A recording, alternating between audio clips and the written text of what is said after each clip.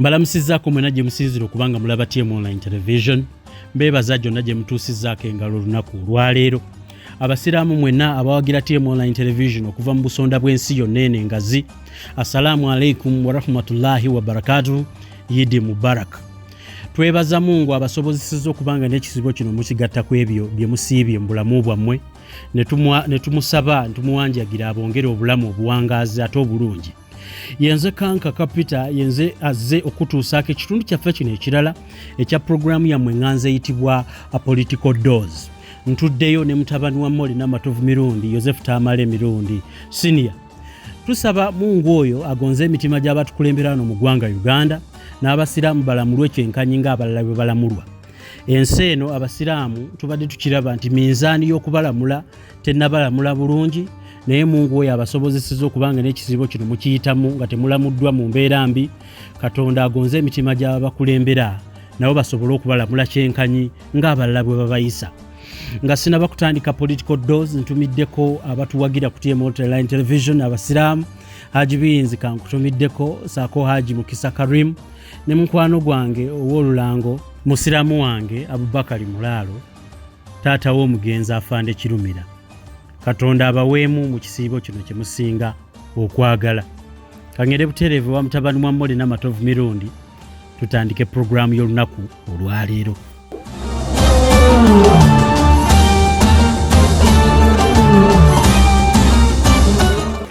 Wangamba olina background y'obusiraamu. Olinayo background olina n'abaana bo nga bahamu abasiraamu. Eddiini kirabika ogitegeera bulungi. Naye baliko muzeeyi. Sirina bigambo. Mwebale kulayira. Yes. Okulayira kwe kuli abantu ku mumwa. No, it was you see, problem eriwo wano nti abantu ba Uganda abasinga okujja ku bizindaalo tebasoma. Most of the people who dominate the airwaves are not educated. No. The educated ones, like their professors, Ugandan professors, they shy away from responsibility. Media. Ndinebo otunuulira kati nga mu red paper manya mukundi mu monitor mulimu abawandika someri bamulera bandi they are writing their own ideas not backed by any CEO, not backed by what. Kakati in the country where the airwaves are dominated by illiterates to in a debate youth now nti for example nabawandikira akatabo how to manage scientific elections. But because Odrek Rwabwogo and Franka Tumwebaze and their group of the Mwenders wanted to make themselves relevant and put up their task team, we must be relevant to Mosey. Thinking I will never work with these boys. And whenever I hear them talking about me, it irritates me. I become more angrier. Like now they are planning to kill me. Let us hire a killer. Kills him and we also kill the killer. Bajo kutamulenzi gwe temulisagaza kantuwa. Kalenzi gwe mu bulenzi mu. N'oyo omuko abantu eje mu baba mutti. Anti ali kulikoti. Let him kill him baba mwaso omuntu. Talifuga gwanga lino. Abaganda baga nti embwa teseka. A dog does not laugh. Lwabwogo will never rule this country. Ngabalazeewo abantu. Mukuba obutambi nga avuma abaganda. That one is it. Uyu ye what Lwabwogo can do? Let him declare one of his dairy farms, Uganda, erect a flag and make himself president and his wife facility. But he will never rule this country. Kati nabagamba nti this was the most easiest way. The election Museveni was having, the scientific election, was the easiest way. Why? With all the COVID challenges? The scientific election meant that it was an election minus public rallies, which would mean that people would concentrate on radios and TVs, like in developed countries, and the posters. In one of the areas, one of the proposals I had made to the president, if there is anybody deceiving Lwabogo, Mwenda and Tumwebas, that any given time, Ngatuli Kunsiko na Kuduniane, Walibera watu gata tariko, Kunsita kutetuli damu. What if you had succeeded on killing my wife? What if you had succeeded on switching off my programs? This man influenced the sacking of Mutabazi. I laughed at Kalisa.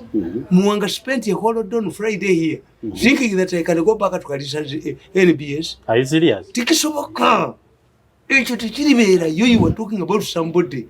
Me, I don't condemn Lwabogo to have presidential ambitions, but you should not expect me to support you. To my center, I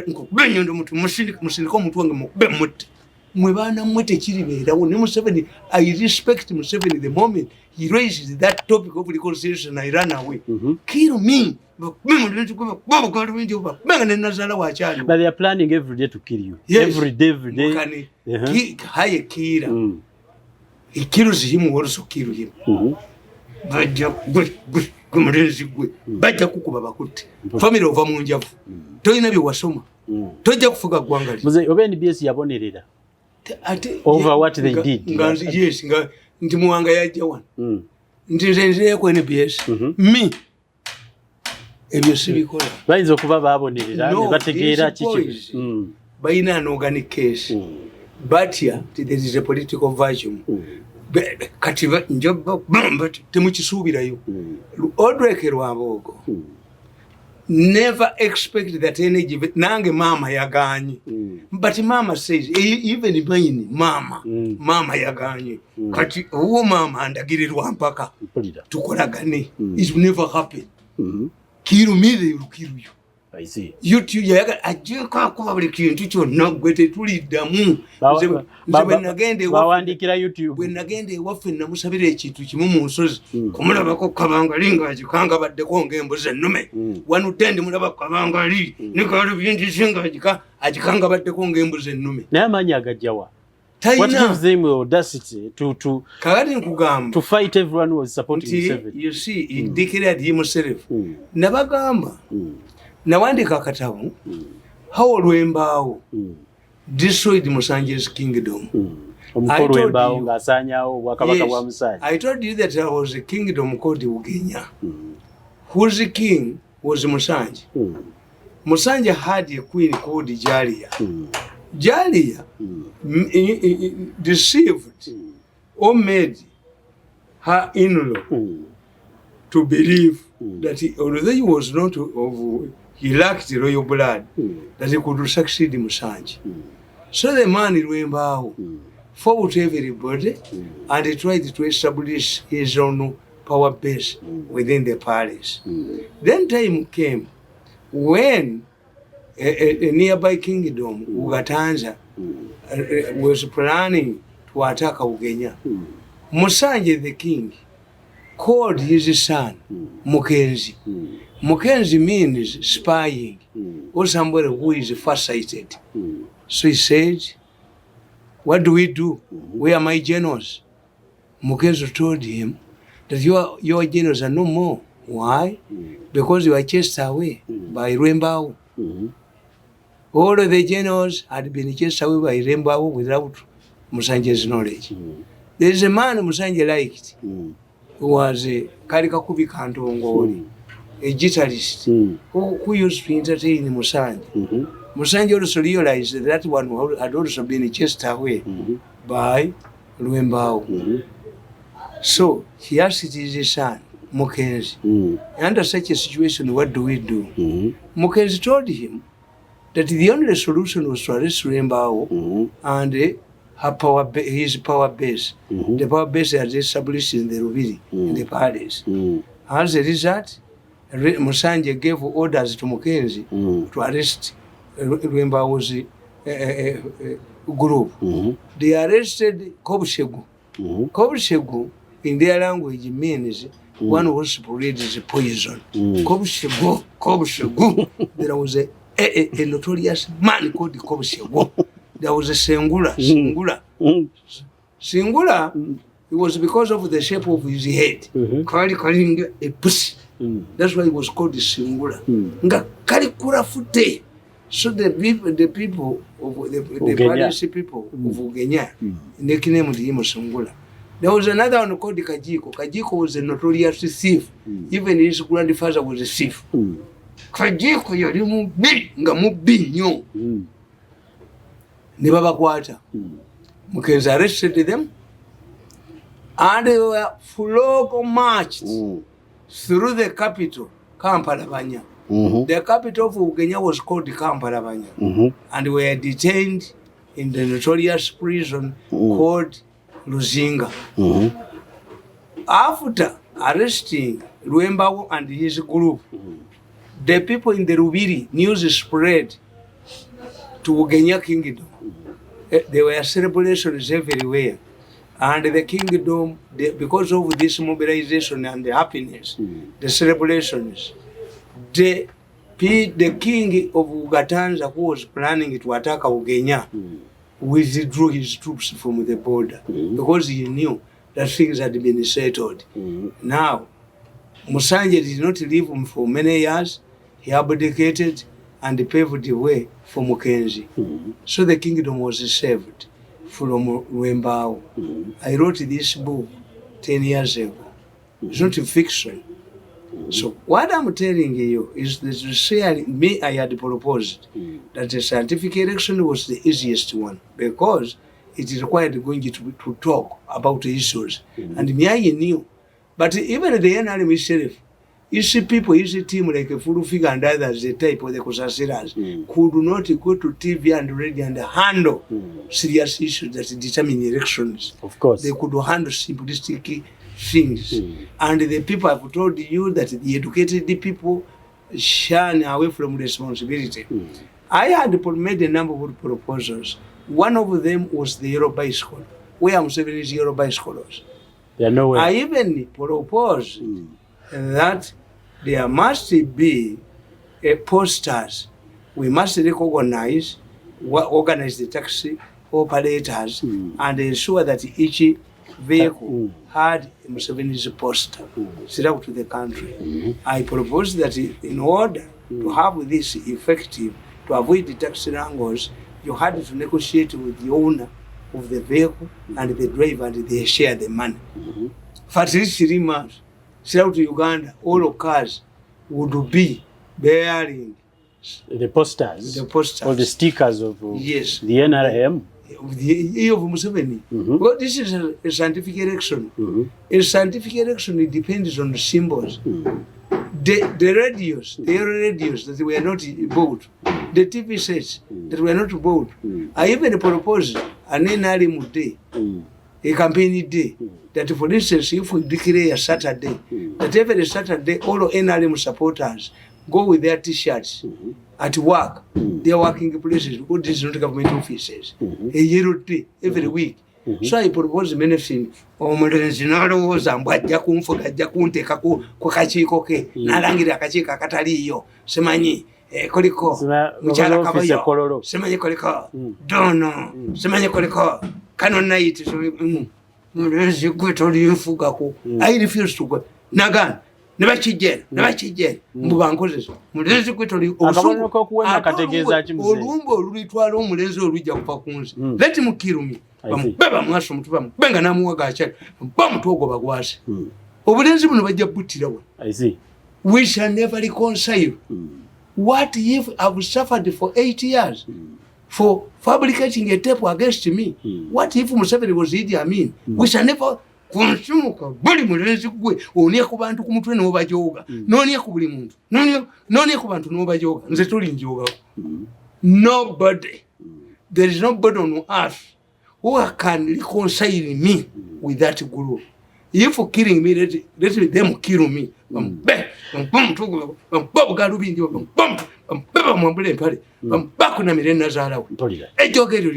Njagala kumanya muzeeyi ebyo byonna bye waproposi nga tebyakola. Babiba. Nentwesaabo nali njabattamu bwe mutampeeko mwe njabatta. Kakati nkugamba. There was no way the president could not swear. It's not a pregnancy.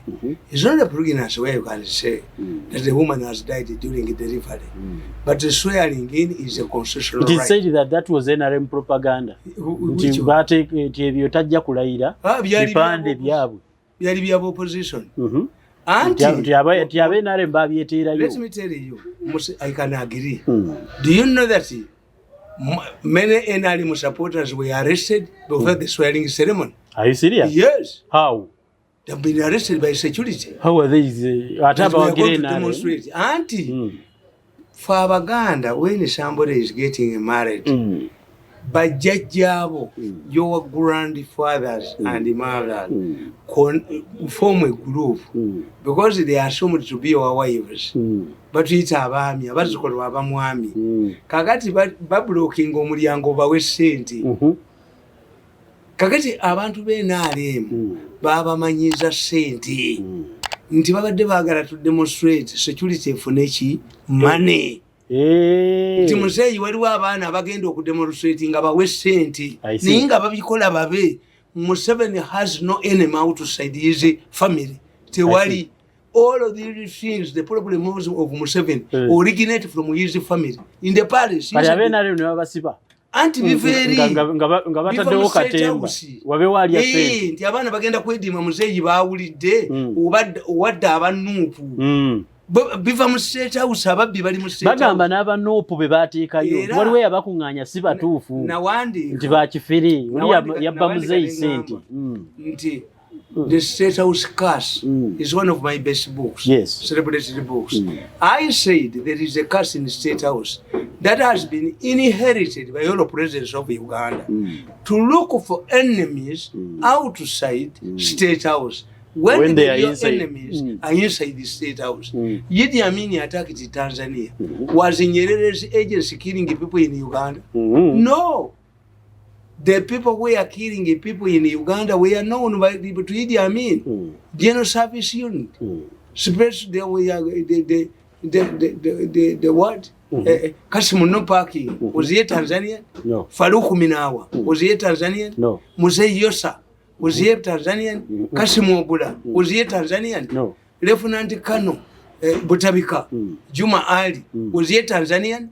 They were inside. Yes. The palace. These were people who were killing people and we are dining with Amin every night. But Amin invaded Tanzania for what?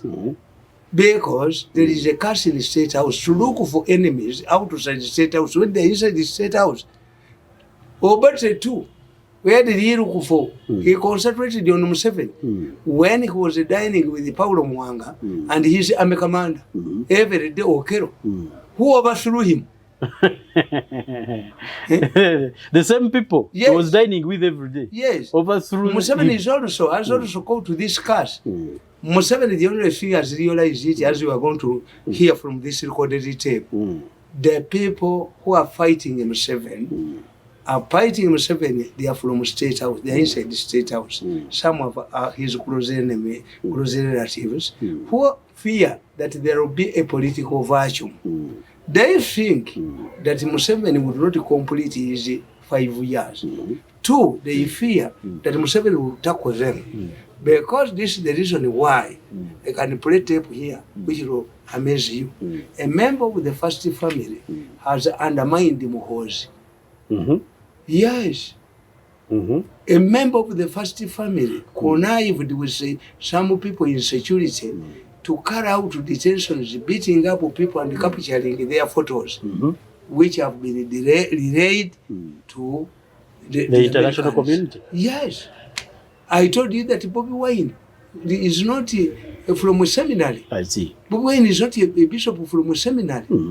Bobi Wine is not originated from DP. Let me ask you, Bobi Wine is not originated from people who undermine a government, when they are inside the government, what do they always want to achieve? Because they are eating from the same government, they undermine it. To protect their wealth. And because they have created the Akazu. Akazu means members of the first family and a few people. They fear. Because normally, watch at the catchment areas. Catchment areas of a success, the party. But they they have undermined everybody.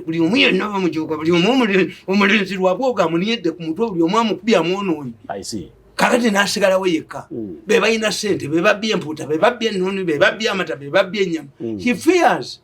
Kakati atagenda kusula Museveni akubye mukodomi wa mumazeewo. Nabaga nti ani yateeka amata.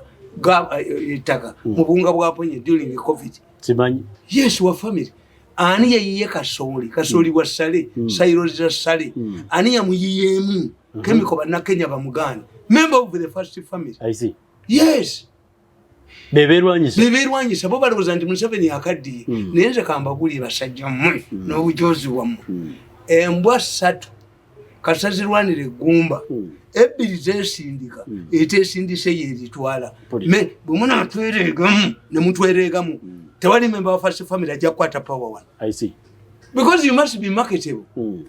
Kakati muhozi mu mwanda mayinezi baddira abantu ne babayingiza mu special forces ne bakwata drones batandika okuba ebifaananyi. Yes, nga babisasanya nga babonyabonya abantu yali indicted ono tali era postinga. Me am not maybe by proxy if because I'm a member of the first family. Why is he celebrating nga mukodomi we? So Uganda ekintu kyagundi kyabwe fe tubayamba buyambi. But muzeeyi bwabanga muhozi ne capacity basobola omukola ebintu then he's weak. Anti ba family I think he's weak. Amukuba wa family yateekamu ababa ina sente empitivu badoze batayina. The man is wealthy. Ye yakitandika nanyoga amata nanyoga education nanyoga bali wamunda nanyoga ministry ewange yatwala 5 billion mbwangu mulirisi gwe botanveeko bajja babakutte olumba olikutta lulivawo siina kyenkwagaza. Omulezo yagamba Nazalawe nti namuvuma. First lady came to me bonga bampita musiru webale nnyo byotukoledde mwana wange otukole enkyaba ngoba bugo ndibasonye wammwe mumpita musiru. I see. These people think I'm a fool. I'm not a fool. I'm highly intelligent. Kill me and see. I see. Akame genjo kukaba katono nnyo akamumula omukumi wa Amawulire ze siribaddamu jakubebera kamumpale ne siribaddamu nasigala ku Museveni yekka nayuka omulinzi oyo lwagogo n'atuma omuntu wange mukuba mutayimba omutumu bendo mwana yasi uze ekigasa kyo sigala ku Museveni nga takutte kuba kubonyabonya bali tabakwatako ulya bwabakekemya ogenda kulya recording bwabakekemya biba mulemeddewo government bagiyingidde munda ne wabwe. What I was explaining the swearing in had to take a place and for me I know you see Museveni is a lucky man. He has seen the international community, African countries have seen how Europeans and Americans have destroyed the nations. I used to go to Libya. Is Libya stable? No. Many people are now complaining that they wish if we talk to Libyans, they wish, they regret, they are suffering from nostalgia. When, if I can explain, are you saying they wish Gaddafi was still yes, there? I used to go to Libya. Libya was very stable. The great revolution had taken place. I could go to the market and find many things that were grown here. They are grown in Libya because Gaddafi tapped water from an oasis. He used a South Korean company at a cost of $3 billion to bring water. They had free housing. Everybody who went to Gaddafi for us were not paying. I was the only person in the State House who could forego a Libyan trip because there was nothing you could buy. Sentences on our commander onazo. This is not the Libya. Kakati abantu you can't go there now. Abantu batege. If you undermine your country, bategedde nti abazungu badduka ne bategeera nti abazungu kakati Bashir bakozesa omwana omuwala oyo gwe bakozesa wa university yafuga eggwanga they can even use Bobi Wine n'atafuga. Kakati Uhuru Kenyatta ye yabalabako nti bamuteekako news Raila Odinga amuwangule nga baagala Raila Odinga awangule omujaluwo kubanga ne Obama mujaluwo. Uhuru had the Kenyans have tested the Americans in fact. Kenyans don't support America. Why? When I thought they are strong allies. They are strong allies with the US. Leave alone the government and the population. We back about funding building the tourists. The Americans ran it here. At one time, the biggest American embassy in East Africa was here. Tanzania, they ran away. Did they compensate people in Kenya? I don't know. When is Kabila? Why is Kabila come? Why did he come and attend? Neye alaba UN organized elections in Congo. Never Bemba. Tata we na afa sikedi under mysterious circumstances. Some countries are worried by the French about France. People are worried about the French. Why?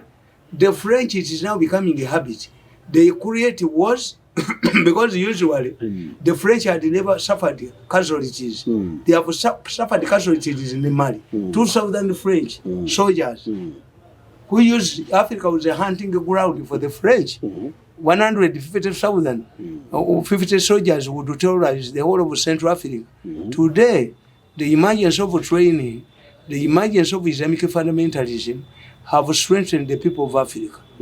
Yes, that is not the invisibility of the white man is Islamic winning. Fundamentalism is not a good thing. I think we hear them torturing by Islamists, abadi Somalia, abadi Ruda, America neduka, Bobati okufa, America tiyadusa Afghanistan, anti babali bajja kufa. Gweza kulaba abasajja balwana ne kanzu enjeru buli lunaku. Bazoza ddi. Oba you see other people who is manufacturing them. Boba ajja kufa. Ajja bukazu. Yes. Abajja encha bajja zitukula. Ono ngaba yajoza. Oba be bano, oba be bali. Where do they get time to wash? I see. How come that in Afghanistan, every day the fighters are dressed in white councils, green ones? Are they uniforms? Are they what? Kakati abazungu abo, abaddugavu, Museveni bagenza okukitegeera. After the fall of Mugabe, did they release aid? Have they did their interest was Mugabe and they ran away? Libya has been destroyed. The French in Malawi, Angola, in Congo, Kabila yafa, apande ne bamutta. Ono gundi, kakati bo, bane batambula. Do you think if we really in the killing of Debbie, would the French president have come? Why was he assured of security? Africans are running these plots. Hey, when you look at it, why would the president Macron go to that country after the immediate death of a president? Yes. And how sure was he that it was secure? Like in Kabila's case. So Africans are fearing, even in Shikedi fears for his life. Africans have realized because they are handling Uganda as the last country. So, akati nkugamba, nti ffe kiri wano, kiri kimu. We don't have an opposition because they don't have money. The person who is doing all of this, that's what they normally do. They use every opportunity to squeeze money from him. And it is said, but what is disappointing is that if you dish out money to people, what about your supporters? Yes. How does Museveni believe that his ardent supporters like we shall work for him without money? And we hear people, the near arrivals, those who don't contribute anything, you take billions. Can this be sustained? There was even a thing of NOP where they collected NOP people and gave them money. Can this be, is it sustainable? Yes. What is preventing me from joining the opposition is one, the opposition has an umbilical cord with the mafias, especially this younger man, this group. They are wealthy, they are facing international charges. All of them are involved in the organic case. That's why they fear that if Kataka is not removed from parliament, they will get a speaker who can surrender them. In other words, they are using people like Nankabra. I told you that Nankabra was also involved in a company near her home that used to say Okulanga Minister Nankabra is also involved. Some children are missing. This is why Nankabra is involved. He's scared that at any moment will be discovered. Kakati nze nkugamba nti okuswealinga in hard to be. But do you believe that everybody who is discharged from hospital does not die? I don't believe that. Every married woman, if you go to church and get married, every married couple celebrate Jubilee? No. Do they get children? No. Not every couple. In Romania, there was a revolution about certain days after the election, the swearing in. What had this man committed to the people? And the commander of the presidential guards was his son. We have had presidents get 90s and they are toppled in a short time. Yes, that does not mean being sworn in. That having a Olw'Embeera to be officially married in the church does not that now a marriage ring will prevent your age of you to commit adultery. Yes. Therefore, me what I'm saying is that the president is handling 3 issues at a go. Museveni is aware that these people, the Rwabogo team has undermined the government service delivery. Some members of the family have, because they created a fellowship with their allies. A fellowship was not for service delivery, not for producing new ideas to develop, but to steal from government. They ended up undermining electricity, they ended up undermining education. All basic projects of the government. So Museveni must tackle this. Yes. There must be some service delivery.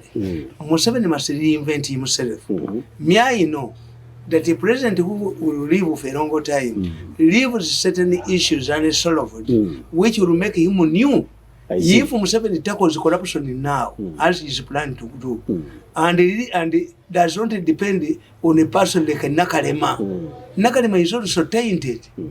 I have a recording where somebody sent to a person to Nakalema at night to check on the list of people Museveni had given to Nakalema to be arrested. I know that the file Museveni directed those who mess up their fund to be arrested. The minister is smuggling an instrument to gazette the dissolution of the board.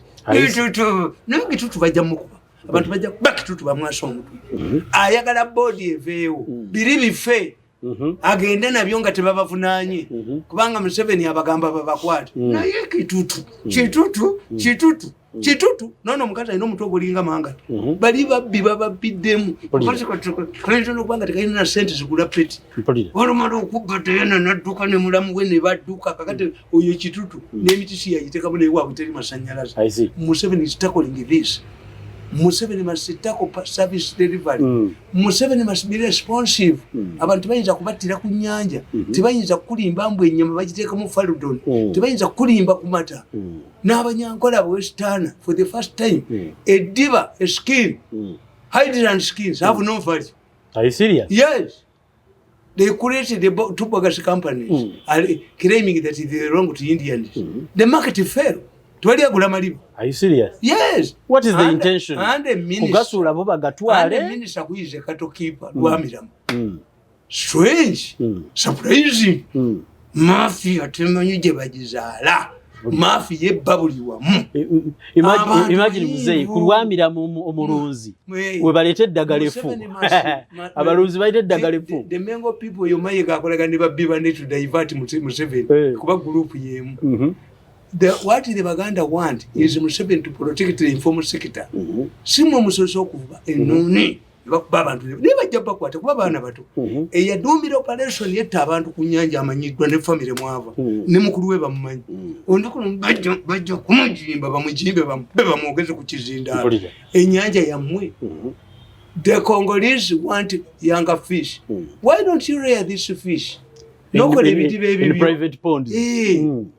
n'okola ebitiba naye bakitandika muzeeyi nawulira nobba ennuuni nanyini buyinza nabba ennuuni nabba amata n'ateeka anzitaalabe okimanyi muzeeyi nti muleke Victoria atiyo omuntu mba mwaso muleke Victoria mukimanyi mulimu eyasalamu poloti alundiramu ebyennyanja anti basalemu wanudde bajja okukwati babaleese ebbaasi nkaaga baleese eki you are disorganizing the population you have displaced people mu bibanja byabwe they are landless naye mbalala yennyini naye bwe batulira amayumba ne bagalaba mu byalo eyo yaani eyo nti oyo omulenzi yeepankira wano n'avuma abaganda nti simanyi balinga kondo mwaka akalebe betepu bakattire wano tekuba muyina mayega mayega no ye yennyini bamukuba ne bamuwasa abaganda abadayivaati kankubuuze muzeeyi ekintu kya Kagame obutajja kulayira kwa Museveni no Kagame nga si kirungi ku nsi ebbiri zino ezibadde zigira what about Eritrea and in Ethiopia they fought together they were using the same currency what happened they fought a bloody war I see yes let's look at what is causing this I want somebody to Kagame yabanga wano buli kaseera lwaki takyajja tukiyita imperialism the most important neighbor to Uganda they are two now Kenya, where almost we are the largest trading partner is Kenya. That's why when the traders were incited by Kayonda and Sekito to close their shops when Uhuru Kenyatta was here, Babula, never quite a Sekito, Bempel in the Vajimujamana, never quite a Kayonda, Bempel in the Vajimujamana Tambora, where Sekito Yaduka, Bana Dukanga Yakutawakati, Kubanga, Yaba inciting and evading Manga Uhuru one. How can you go and strike when most of your imports and exports come from Nairobi? I mean. So our biggest partner is Kenya. But Rwanda is equivalent to important. What it's also important. There? What do we say there? I challenge somebody to tell me something made in Rwanda, which is essentially in Uganda. If we are selling things in Rwanda, how come that our economy has not been adversely affected? That is imperialism. That you people think. No, a country can decide. Rwanda is now a superpower in the French community. Do you see the Rwandese intervention in Congo? Every country sits down, identifies its priorities and its enemies. Yes, there is no mandate for you. You say that because the Rwandese came here. Yes. But Israel receives more money from America than any other country. Does America dictate on Israel? No. Sovereignty, the question of sovereignty. Tanzania helped us to chase Idi Amin. Do we get dictations from Tanzania? No. Yes. I grew up in my elder brother's family. Does he give me orders? No. Rwanda is an independent country which can decide. To me, I know their strategy. Their strategy was that the follow-back country of the Banyarwanda is Uganda. It took the Tutsis 50 years to go back. It can take the Hutus 100 years to go back. Because where do you find a country where almost half of its population is in exile, is in diaspora, which means the Hutus one day will make it back to Rwanda. So the follow-back position of both Rwanda and Uganda and the Tutsis and the Hutus is here. But they are choosing more friends now in Southern Africa than they are choosing in East Africa. They are free because priorities in East Africa, in South Africa, Rwanda started an airline. You started an airline. Almost both of them collapsed. You are now talking about constructing roads in Congo. Who are the owners of the land titles in Congo? Who are the owners? The Belgians. I see. Yes. So unlike our country, other countries have think tanks. People buli lw'obuwulira kuba buteesa kubba omulenzi ali bajja mutta abamaje bajja mwasa omutwe nazaala we yali mubuulidde nakakkanako bw'aba sezaala we tamubuulira bajja kumwasa omutwe abaserikale abatamwagala bayitirivu yali ayagala okgenda sibayo okubeera abamucommissioning emmagye oyo omulenzi bajja kumetinza ne bannayuganda tebamwagala is the most hated member nze ayagala kunzita we can use somebody. You will never use somebody to come to me. Even Uncle Sam, even the professor is running away from you. They know that you are very arrogant.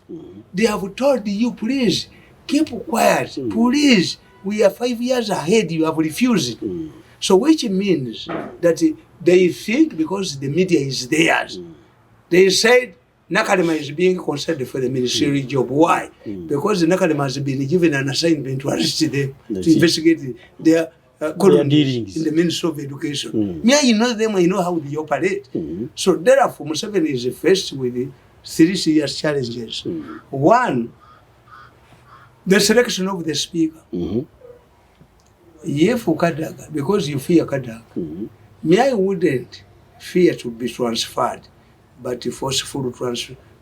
Transfer Muba advisors chikumi. Mukala gidi. Omukala gire.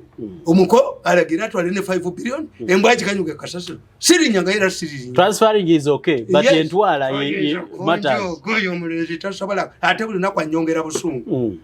Nze nofulanga shaka oyo saka mumukutte baliye kunamukwata namusiba mukomera namuteka ko nomujeno mbaji baliye kumukuba mutayimbo muntu baliye kumukuba mutayimbo toyinza kumpa zenjagala wabe wale appointment lete wange ndabo bafulume wange mwanjoka ate mukomawo noli bibaliye ko mutayimbo muntu abo baba de bakakubeka inoruzi olulago lukalinga enkoko y'olusingo singo abantu babadde bakasiza omutwe mukongoli. Why do you say incite people bakukubye abantu basayidinze na ngenchoka twale entwe yako muyiso babadde bakabobodde babadde bakasiza omutwe lwaki mwe mukkiriza babajoge bwe mutyo baliye kunakujoga omanyi gwala district kitegeeza omugalya mukomera abantu basanzeyo bonna humiliating. Yes, ala disa abadasi bakati gwe basiba ngato nampa mulimu muyiso baliye kumwasa omutwe babaliye ku mutayimbo omutwe ewange tebikola yesu mubikola nge ewange njagala ndabaleetanga ya appointment yeta beda bo bafuluma mu nyumba ya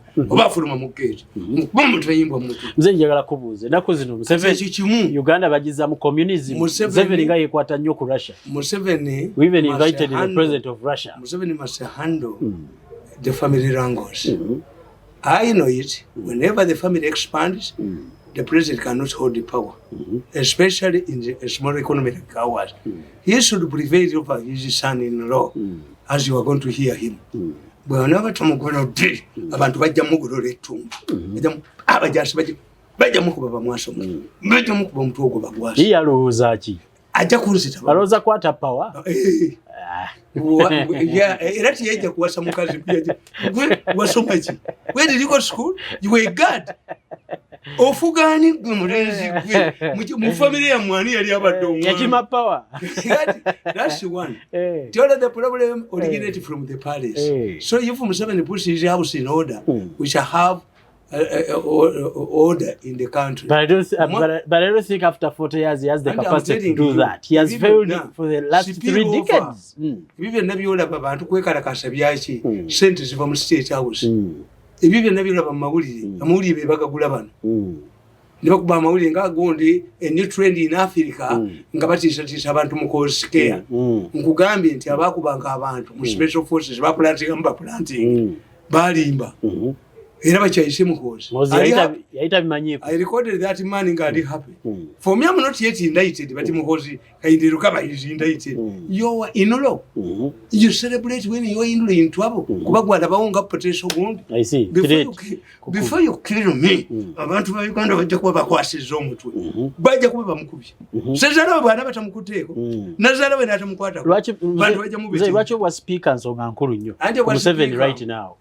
Ba nkogembye nti bano omusango gwabwe gwaba organize baagala sente okuyisa sente muki mu budget by'abano bahati bafati kasayija bahati n'alinnya mu America bamuleeta nga mubbi wa nkoko kakati tu we are not going to get money from World Bank and IMF tugenda kubeera ku money lenders kakati if you don't get a stuki parliament asobole kisabotaginga nate nze mbabuulira nti mu nsi muno temuli muntu atasobola kukolera Museveni era ayita utoba Museveni nedda nankabirwa Nankabirwa bajja kuboduke wano nankabirwa nibona okola otya nankabirwa ensi yakuntamwa minisita nawangulwa akawala akali bwekati akatambalanga nankabirwa wabunya ensi yakutamwa accept nankabirwa ensi yakutamwa akaza akatalina kikoyine kakuba ne kakwawuliramu bweyereka namuwulira ku lunaku lwakalo bannange muyinayo ku ssente nga ziriwa omwana w'omulaalo tasobola kuleka nankabirwa bakuba wumula you reincite the population manente zijja kulonda ajja kuincite anti kati atya bw'aba talina protection yati era mama kankubuli enkuba ne bwetonnya etya era ekidiba kikala ekikere ne kivaayo wano dde ekikere bali kikwata nankabirwa bali kukwata ng'ekidiba kikaze ne bakuyoola yes kakati ebyo bibatya nobody what if Kadaga starts a party yes kuba balowooza nti buli omu bamujoga abeere batajja kubeerayo ayiwe hit Kadaga heavily bw'atukkiriza ekifo ekirala Kadaga dde weyeeba like I did I'm more dangerous now nanyini buyinza yalowooza mbu antwale katabane kakajija kane jefu mirundi egyo bugenda okuwa ennyo mbonkole nalinja benyondo gwe nalinja kutta gwe tumwebasa ngena mu media center twalayo nnyoko me to go to the media center me akani jefu mirundi nalinja mutu ogongwase bwe tusingananga muri futi omatiranga omu associate tanga munne mwenna batamwa ne kajja tape enjinge wendi kukwata gwe kasajja gwe nenkwale kano akabukedde akankuba mawulire kaddo kaboddo sinentu yako bekakuba abaganda nina nkabiro bwajja okubeera ekikere kijja kuva mu masi ali awagane ankabiro ali amu 5 billion ataka this woman ataka Kadaga kati ne babakweka basoze kubakweka luli ne baddamu ne babakweka you don't plan you are making Kadaga very important Kadaga bwe mumujjako ku kifo nagenda musimanyi bwa vice njamu bamu malewo Kadaga de wabwe atulinga ndu natule waffe satule wange siriyo yoli yes no top intimate ira bila kumutayimbwa mutwe aikanisa kuba bagala ogenda dde omukuru dde kuniku akuniye ku mutwe yani yakania nakati akyaliyo nakati agalanzire yani yeko ogena muri anga ayokera let us get somebody tumutumira omuntu mutume nibwe mpunyira obuliro nga awunya tumwebazo bamwindo bawunya bamutayimbwa mutwe bila kumutayimbwa tebatuma omuntu nomuwunyiriza nga awunya omukubo ngawunya otusulwa baba mukuba ne mutira bayine ensu ziri standard ndi kubuli tesobola mbategeeza nti tuli kola fenna nze siri mu abo bashaka sakwa nonsiba mukomera nti onkubye mawuli onkubye mbukedde nomana ompo mulimu nti ato abukedde kakati tugeze nti Museveni ampadde obwa minister owabukedde najja nti aze ku press conference ne muyule weni nenjule owabukedde simutirawo onkuba otya mawuli embumulalu nze abakoledde kubanga omukayagala 5 billion we shall never work together in life we shall never work together with it whoever Lwabogo Mwenda and others I can work alone ndirinda government endala eno yansala kakubuze mzee bani abawaga mayiga bwana ye ogamba akolagana ne bali strategy eri bweti ti when Museveni has domestic problems and external problems dealing na ba mafia kakati mayiga ayagala ateko pressure nti Museveni ayogere nabe mmengo toyino oyo yotoka mayiga bajja kuba mukubi tayina kyali yagambye abanja abagande banja atelegeze bakamuwa ngana masiro gali bwero nogenda nojjayo ekimotoka ekikadde nga kyo jeyo akibira kaba akabadine kagana omukazi ka Ssaako mawo n'omugamba nti ononye eki mukyala tinderabiddeyo peti yange nti yiyo genda ekitegeeza tukyalina takyalinayo kyalina mayiga yakimala oziroisi ekikadde amemengiro kwani mayiga amemengwa bagenda muwabira gavumenti kusente ze babanja kyenkubuuza Museveni zabadde azibawera mu kooti yetaaga omulenzi oyo ne bamaja ate mayiga kamubule bagenda mukuba oluwombo lw'enkebuka mayiga bagenda mukuba oluwombo lw'enkebuka obulinda betegekadde mayiga omukubolo era bamukuuma ennyo omukumi we yajja okgenda nalwo oluwa lukolo enyiri baba ukoti kale kabugwe deri mzee government ojuwuliriza nnyo bajibaja simanya ku magombolola simanya ebyapa mpulira bepanka ku muti kumukugobo n'abakuba muti gundi yabakuba obuti ebintu n'abiwamba mpulira Museveni yaliwo Museveni yalagira Muteesa akkiriza obuteba munanika. Taata wa Museveni yalimu. Taata wa Museveni yawerekerako obuteba munanika. N'ebuvunanyizibwa bwa gavumenti. No, tubanja ebezeeko. Bamuwadde ebintu bimeka. Aliganga. Kusomulabanga alizi Kalubindi bwati. Nomulabanga aleka Kalubindi ng'embuzi ennume ng'omanya anoonya byakuba. Kati bano banne be bamukozesa oyo Mayiga akolaga nnondo lwabwo ye timu yawere bumwenda damasi babula Katikkiro mubokedde kasajja gwe kasajja abeni byesi batandise omuwandiika ako kagisu is the most popular ako kagisu kabusenga oli mugisu kabye ettaka ly'Abaganda kali kakiri kali nanziga kakubye abantu bonna kabamaze mu gavumenti y'abagaga kabaka akabadde akawe twagala Kabusenga ddemu akulira emipiira bamupe Mayiga empale bagimuggyemu tugenda kubalaga nti Buganda tugirina tebajja kutujooga nga bakozesa ba Mayiga abo abali basse agaga wadde naawe ddeyo agaga yali talina kaalina weeregere ku Museveni gwe byakuwadde gwe waliyo Bulange bagitunda yagisasula ne bokya Bulanga abo bennyini abavubuka ababbi makubu yona alego kooti we obuliriddwa obugaliddwamu embuzi babbi ne bakimwa omumuli kiwalabe manene okabba nabbe ettaka lyonna ayina amasomero ayina kigonna tujja gakwata kiwalabe mali tayinza kuziikibwa ku ttaka lya Buganda nga Kkulu kiwalabye mali yeetaaga kwokebwa nga Muyindi n'Ekkulubya evuulye ne balisasanya mu masaza ga Buganda gonna gaatulugunyiriza nti kiwalabye mali naye ayina kabbuli kiwalabye mali n'Ekkulubya tibalina kabbuli nga bagijjewo mu Buganda wano abatulugunyiriza bakubye Muganda omumalawo nti Kabusenga asobola okubeera ekakiri nabeere bamuleesa okuva ennanziga nga atunula mabega bamuleesa n'emmotoka yagirese Abaganda batandise okuluma kabaka amuwe twagala nnyo kabaka amuwe obwami kubanga era oyo Mayiga yabikola navayo bonna nga Sekeresoni mbu bagenda kudduka babbirewo bakwanirewo abakazi banoonya abakazi ba bubina bebalimu n'oyo omwana Mayiga tasaana kwereegera ku Museveni kitaawe wa Mayiga talina kyeyakola wano mu 66 jjajja we talina kyeyakola mu 66 Mayiga azze ebintu biwedde talalamiza Museveni ensingo tuyinza omulyanga sumbuusa abagizi ba Museveni tusobola okulya Mayiga is one of the reasons why Museveni performed badly. Are you serious? Yes. Kati ate abanja ate ayina service delivery abanja ki bajja mukuba bambete abanja Mayiga mu West Coast ate olira Mayiga mu West Coast bamumanyi kine kyamwagalako bakimanyi esikooti ya Mayiga ani agimu simanyi abakumya ne abamufe tubamanyi Mayiga tumumanyi agenti w'abantu mpulira badiswakitasi mbona yasubira okufunayo obwongo obujjo mulenzi nze yakusembyayo kino lwaki Museveni byasuubiza buli lwalayira tebituukirira anti kakati Museveni nkugambye service delivery emulema ng'amaze okwogera Museveni this is his last time because he must make Uganda a comfortable place to live in. Museveni cannot afford to go into exile. In fact, if Museveni is handled badly, you will send another Somalia. Era kyobola nti Museveni musajja mugezi bajjeno bonna abakozesa jeno means getting out of the barracks kakati atendeka ba commandos leader the new army enebadde infiltrated by bazungu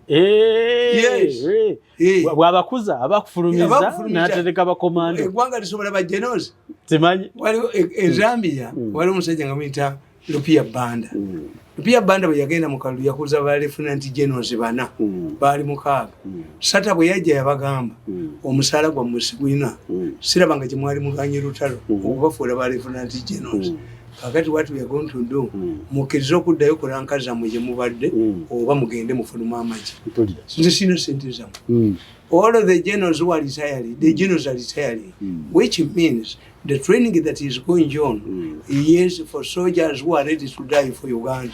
Ekyo kati amajaga masi agajjemu empulunguse agajjemu enseekeezi agajjemu abalwana abayina ako politics kasakwata kuono nga bwogenda okuwulira nakwata mukoddomewe namubamukomera namwe singa akwata lwabwogo namubamukomera namwetoloza Kampala ne galubindize buno budduka katabanika akajiji kadduka n'entwe yako kana akabbi kana akafere nako kadduka banankabirwa ono chairman w'abasuma mu Kampala adduka chairman w'abasuma omumanyi yaliwa w'ababbi bali mwezo yangumanyi chairman w'abasuma mu Kampala ate ye mwavu bamusubiziza sente buli wabeera asaba namukuba obutambi obwo nga temunnanzita ngenda bakuba obutambi obwo kale munzite mulabe omulenzi oyo lwalitegeera nti ensi yamutamwa ajja kulaba ku faamu ezikutta omuliro alabe ku bufactory bukutta omuliro alabe ebizimbe byabwe bikutta omuliro ategeere nti ensi yamutamwa.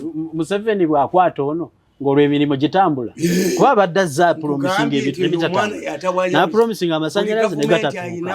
Kugambye tikwata kitutu omukube emiggo ayogere abalya sente z'amasanyalaze n'emiti gyennyini ne transformers nakyayava report oyo kitutu kati adduka mbwadduka boodi agijjewo kitutu jawo boodi ye tuli kukwatako nga banno bagenze nga tokyabalaba kyoba okola bwekkiriza oba bakujje mu kabineti twala engalabiyo gizeyo ababba ssente mu basirikale abali ebintu by'abantu abatasasula mu revenue agenda kwata abantu ewaabwe bw'amanyi akula addeyo agende embaale bamuttire mu kkubo oba akula omukazi addeyo agende embaale akwate abantu bamuyolerere n'emmotoka bagyoki akula alina okugenda akula waabwe bayinamu gavumenti ye bazimbamu eyabwe nze nabalema nabakyawa nnyo you are planning to kill me nti muddire omuserikale wange ankuuma ankube naye banne bamutte gwe mulenzi gwosobola okubeera mu Kampala gwe ku ddoboozi lyo lyoyina lyengenda okukuba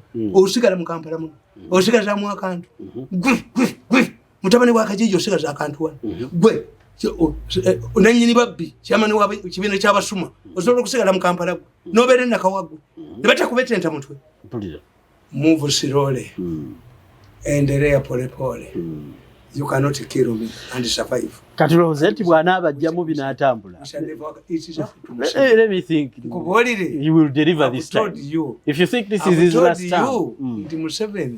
It is incumbent upon him to make a peaceful Uganda because he must retire in Uganda. Of course. To retire in Uganda, he must get a successor Wainamuse.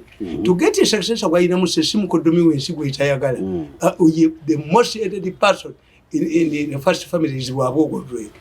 Abantu bamenji yava kitawe yana ani amumanyi kakati oyo atina ye amunyoma nnyo. Yes, I had my money to marry from them. I'm educated. Neka mwenda kavuma family yabo nze mbakolera ebiwandiiko nze nkola ki nze manyi kino buba jerega bwita kwena buyola Museveni noyola ngabo yakagoba mu State House toka inje ngabo yalese katabani kakajije emisini yakalese katabani kakajije ogenda kawulyanga kabologa yakalese Museveni yakalese toka inje singabo kwata bwati nabuyola mu kiruki akavubuka n'atakawo bwa minister katika kaba bwa minister ono yakasubiziza naye Museveni n'atawa Franka tumwebaza bwa minister endulu zivuge wabwe talinya nomule tabulesa kajoza abantu okamala akana kalinzi kajoza abantu itakatika sasula Museveni nagoba Franka tumwebaza namujjaka abakumbi namugandi genda keka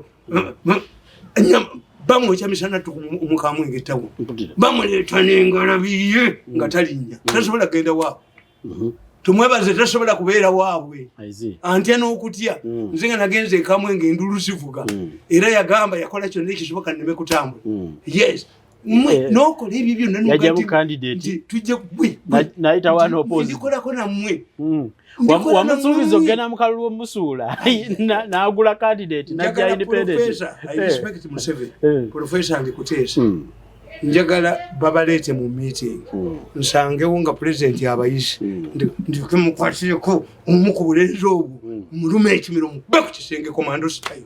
Museveni Museveni wants to be anybody who wants to be a witness in a murder case ampite n'obuvubuka obwo ndike nkwatako kamwe obadde kuluvya nakana akankuba amawulire kakabuse mbalage commando style. Oli serious? Baku kisenge nkatire nga Museveni alaba. Yes. If anybody who wants to be a witness in a murder case, call on me, trying to reconcile me with those boys. I have sacrificed 7 years. I know what it means in my family without a job. Tasubirayo nakulundu omuntu ushato n'emizimu gyaffe tekijja kwogera. Odrek n'emizimu gyaffe tekiryogera. Otalugana ne muntana mukabulire muggulu bwe ndi musanga muggulu nga nfuluma bwali banze musooseeyo tujja kubaganira mulyango agende muliro mpulira. Never in life. I see. Yayinona kapotiko kaliya yange mwe oba nayinona potiko kaliya ye naye ayagala kutononeza for years. Why do you expect me to save your careers? Why didn't you spare when they destroyed yours? Yes. mulenzi gwe eryo ojjaddi gyogaba kama amata ku faamu yo